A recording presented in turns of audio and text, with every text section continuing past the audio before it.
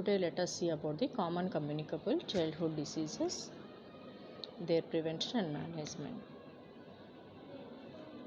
You already know the common communicable diseases in the children are usually chickenpox, whooping cough, mumps, measles, rubella, rotavirus, tetanus, influenza, hepatitis B, meningococcal infections, uh, poliomyelitis, diphtheria, pertussis, etc.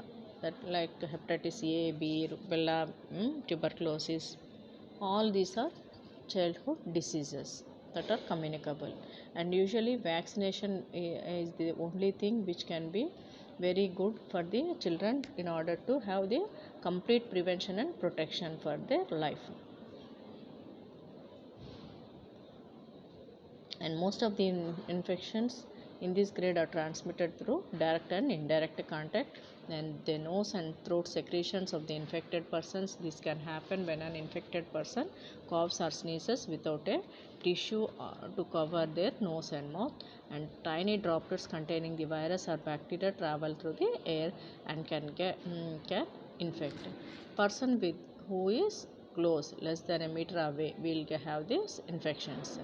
And an infected person may have virus or bacteria on the other hands after wiping their eyes, nose, or coughing, sneezing, and if they touch other person's hand, usually the next person when a person touches the eyes, nose, or mouth, some viruses and bacteria can remain on the surfaces like doorknobs, facades, telephones, or toys for many hours. And people working with groups of children assist children with using or disposing tissues. When the tissue is contaminated with nose or throat secretions of an infected child, the bacteria is readily transmitted to the hands and then later on to the other person.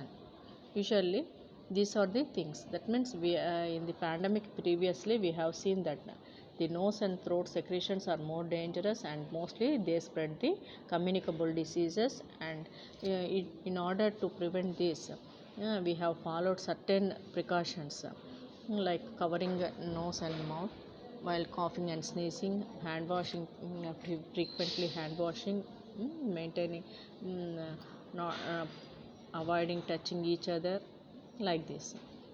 And certain things what we have to follow are: cover your mouth and nose with a tissue when you cough or sneeze. Teach children to sneeze or cough into the inner arm, whether the elbow flexes inside the sneezing or coughing in the hands.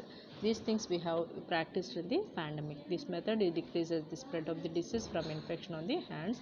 And do not share any personal items like hairbrushes, hats, toothbrushes, face clothes, towels, sippy cups or bottles, and wear disposable gloves anytime your hands may become in contact with blood or body fluid. That is especially important if you have cut or open sore on the hands, and use household rubber gloves when cleaning or sanitizing. Dispose the articles soiled with the discharge from the nose or mouth, vomit or feces. These are the things usually we have followed in the pandemic. The same things should be followed for all the communicable diseases in order to get rid out of them. And usually hand washing is very preferred. The preferred things are hand washing 10 days depending on how to prevent, and usually when the person is suffering with communicable diseases, usually 10 days isolation should be followed depending on how the however the prevention techniques are. And spread of the illness must be reduced to other children. Child can return to school, or the child can care facility when feeling well enough to take a part in activities. And 3/4 exclude any individual with symptoms from food handling and child care until 48 hours after last episode of diarrhea. And 3/4 ensure children wash hands carefully after handling pets.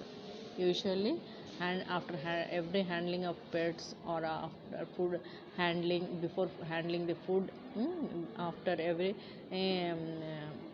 washroom, they should clean the hands perfectly. For more information, usually hand washing is the best way to stop the spread of infection, and it is the only technique usually used to reduce the spread of illness to other children, exclude child from school or child care until 24 hours after starting, and antibiotic treatment is if necessary we can give. Suggest parents of child with suspected impetigo take the child to the primary health center for confirmation and treatment. Carefully dispose all the articles that are soiled and discharge or nose throat secretions of an infected child. Ensure children do not share clothing, towels, washcloths or bedding usually.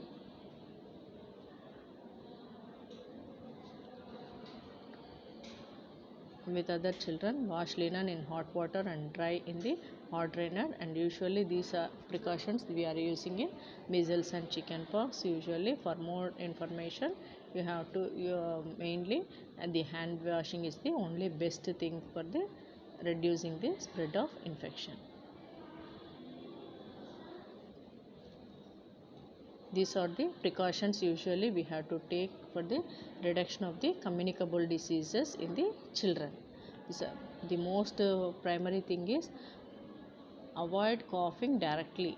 While coughing or sneezing, we have to cover the mouth and nose, and we have to use frequent hand washing, and we have to dispose all the infected soil linen or any soiled things. We have to dispose them properly, and when the person is suffering with the communicable diseases, according to the disease condition, isolation should be done for the particular period, and the linen should be washed in hot water or dry, and they should be dried hot. That means they should be kept iron.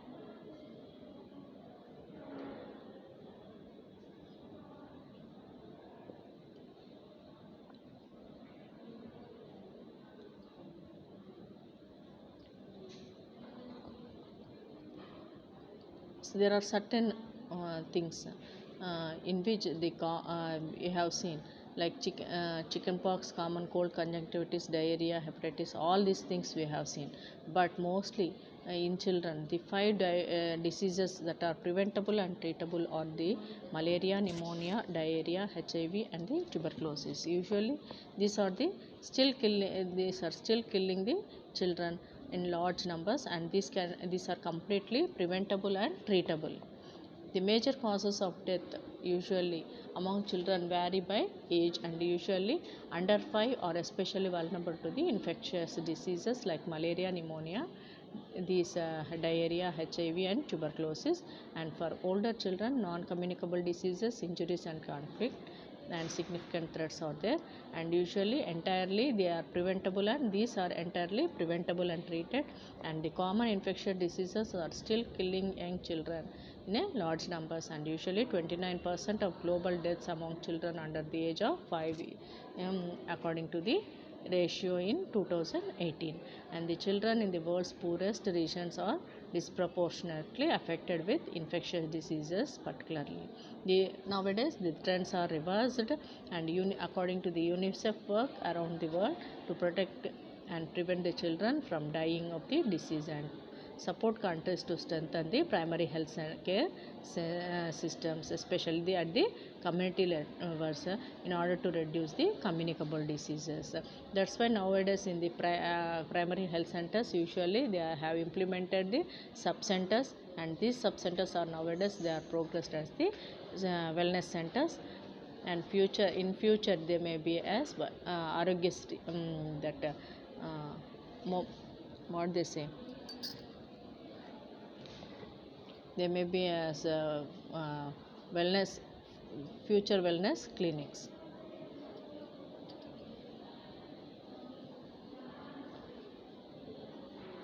Coming to the pneumonia is the leading infectious cause of death among children under 5, and it approximately usually approximately 8 lakhs children a year, usually they are dying out of pneumonia. In many parts of the world, a child dies from the pneumonia every 39 seconds, and even the disease is entirely preventable. It can easily be managed with antibiotics, even though nowadays pneumonial deaths are more, and it is a disease of inequality, one concentrated within the poorest population around the globe. That means mostly in the poor people usually you see pneumonia. And child deaths caused by pneumonia are strongly linked to the undernutrition, lack of safe water and sanitation, indoor air pollution, and inadequate access to health care. And usually they are compounded by the factors are usually poverty, making pneumonia disease of inequality, and the poorest population around the globe. But and the simple protective, preventive, and treatment solutions will exist. These are protective measures like exclusive breastfeeding, adequate complementary feeding with vitamin A supplementation provide foundation for keeping children healthy and free of disease. And the preventive measures are like immunization, reduced household air pollution, safe drinking water, sanitation, and hygiene.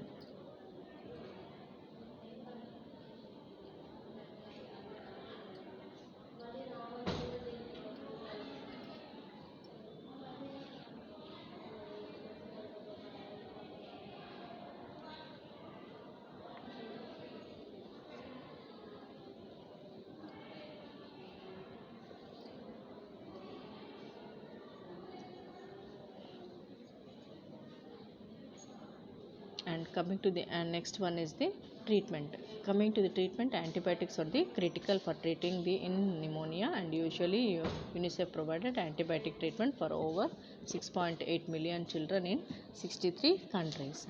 The simple protective, preventive, and treatment solutions are protective measures are giving exclusive breastfeeding, adequate complementary feeding with and vitamin supplementation for the children health, to keep the children healthy and free of disease. And preventive measures like immunization, reducing the household air pollution, safe drinking water, sanitation, and hygiene help defend the children from illness. Antibiotics for treating the pneumonia, and UNICEF has provided 6.8 millions of antibiotics for the children in 2018 for in 63 countries.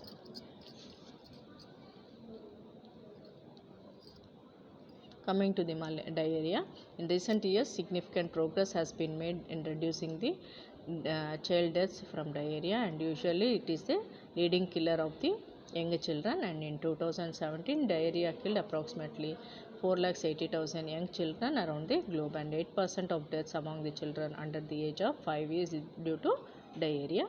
Most deaths from the diarrhea occur among children below the age of 2, and usually these children could have been saved by simple effective interventions like oral rehydration salts and zinc. Approximately 70 to 90% of deaths caused by acute watery diarrhea can be prevented by oral rehydration salt, while zinc is estimated to decrease the diarrhea mortality by 11.5%. And appropriate fluids breastfeeding must be continued.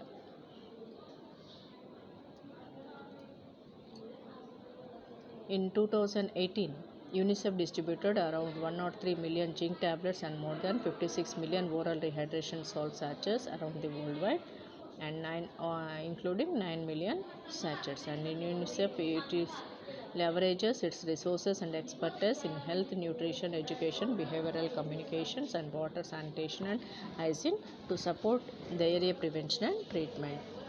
Usually, in the diarrhea, the main treatment is giving the oral rehydration salts and zinc supplements. Oral rehydration salts and zinc supplements are the very useful. And usually, the prevention is by giving them good nutrition, health education, behavioral communications, and water and food sanitation and hygiene to support the diarrhea prevention and treatment. Coming to the malaria, then the next leading cause is the malaria. Malaria is the world's third most deadly disease for young children between the ages of 1 month and 5 years, and following pneumonia and diarrhea. In 2019, approximately 2,74,000 children under the age of 5 died due to the malaria, and 67% of global malaria deaths are accounted. And every 2 minutes a child dies from malaria, and eliminating malaria requires increased global investments, particularly in research and development.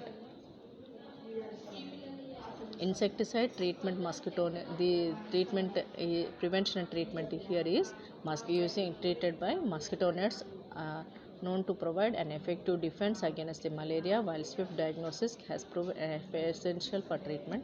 UNICEF works closely with partners to deliver key supplies, including mosquito nets, rapid diagnostic tests, and anti-malarials to the children most at the risk of infection. And our efforts ensure that the care and treatment reach the affected children where they are, and whether all at medical facilities or through appropriately trained and equipped community health workers.